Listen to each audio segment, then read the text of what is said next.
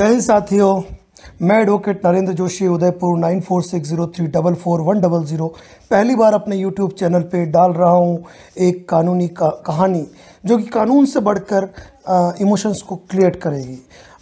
सुनिए एक नई कहानी, एक अनोखा तलाक। हुआ यूँ कि पति पत्नी ने किसी बात पे एक दूसरे पे उल्टे सीधे आरोप लगाए। पति को गुस्सा आया और पत्नी की पिटाई कर दी। मामला रफा दफा हो जाता, लेकिन पति ने इसको अपनी तौहीन समझा और रिश्तेदारों, दोनों पक्ष के रिश्तेदारों ने बात को बहुत ही लंबा और कठिन और संगीन बना दिया।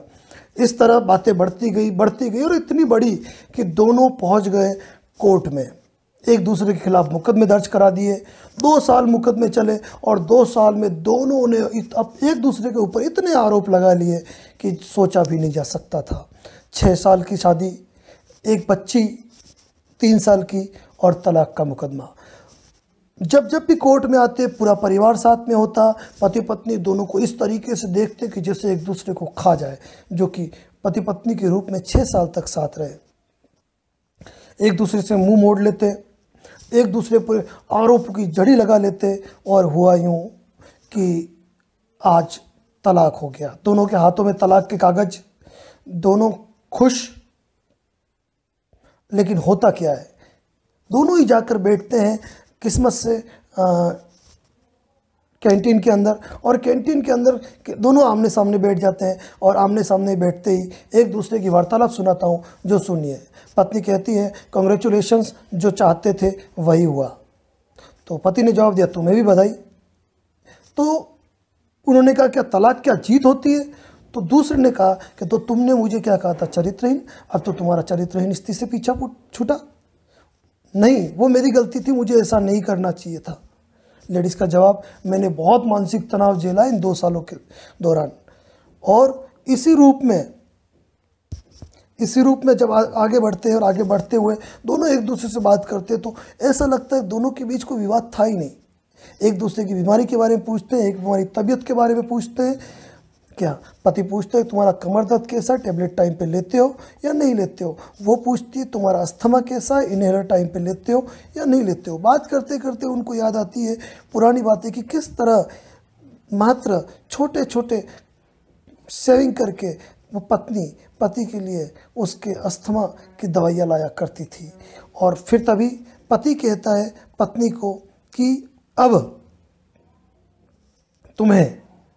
मुझे ऑर्डर दिया है कि मुझे तुम्हें 4 लाख रुपए देने और 6,000 रुपया महीना देना है, लेकिन मैं 4 लाख तुम्हें नहीं दे सकता हूँ, इसीलिए अपना जो फ्लैट है मैं तुम्हारे नाम कर देता हूँ। इस पर लेडीज़ कहती है, लेकिन वो फ्लैट तो 25 लाख का है, मैं तो 4 लाख ही मांग रही हूँ, तो मुझे क्यों दे रहे हो? तो पति का जवाब था कि कोई दिक्कत नहीं, तुम्हारे रहने के लिए सुविधा हो जाएगी और बच्ची का भी तो भविष्य है। अरे वो तो तुम 6,000 महीने में दे रहे हो, उसमें मैं कवर करूँगी। दोनों सोचने लग गए कि वाह क्या बातें हो रही थी। तभी पत्नी को याद आता है कि जब वो एक गंगा स्नान के लिए गए थे और गंगा स्नान में अचानक उस पत्नी का पैर फिसल गया और नदी में गिर पड़ी, तो ये महाशय जिनको तैरना भी नहीं आता था पानी के अंदर कूद पड़े और निकालने की कोशिश करते रहे। एक दूसरे को टक टक देखने रहे और टक टक देखते हुए इनके मन में आता है कि क्या कुछ और हो सकता है। तभी पति कहता है पत्नी से, मैं कुछ कहना चाहता हूँ। बोलो। कहने से डरता हूँ। बोलो, शायद तुम वही कहना चाहते हो जो मैं कहना चाहती हूँ। पति चुप रहा। क्या हम एक साथ वापस नहीं रह सकते? क्या अपना जीवन नए तरीके से शुरू नहीं कर सकते? तो ये कागज, दोनों ने अपने कागज फाड़ दिए, एक दूसरे के हाथ में हाथ डाले, आगे बढ़ गए। सभी रिश्तेदार, वकील देखते रहे और दोनों परिवार पुनः एक हो गए। छोटे मोटे तकरार का मतलब ये नहीं होता कि हम हमारे परिवार को ख़त्म कर दें। कभी कोई वकील भी ये कभी नहीं चाहता कि किसी का परिवार टूटे। इसीलिए हर रिश्तेदार को, हर पति पत्नी को ये चाहिए कि वो ईगो को सेटिस्फाइड ना करे और अपने ईगो के चलते, छोटी छोटी बातों के चलते आगे नहीं जाए। यही बात एक स्टोरी के रूप में मैंने आपको बताई और मुझे पूरा विश्वास है कहानी अगर आपको पसंद आई हो तो आप बिना शेयर किए नहीं रुक पाएंगे।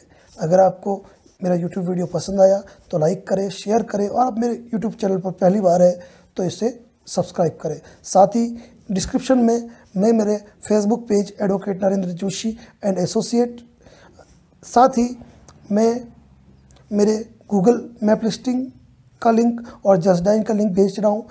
आशा करता हूँ कि अगर आपको मेरे वीडियोस पसंद आए तो उनको भी आप क्लिक करके आगे का प्रोसेस ज़रूर देखेंगे और मुझे फॉलो करेंगे। इसी के साथ मैं अपनी बात ख़त्म करता हूँ। जय हिंद, जय भारत, जय राजस्थान।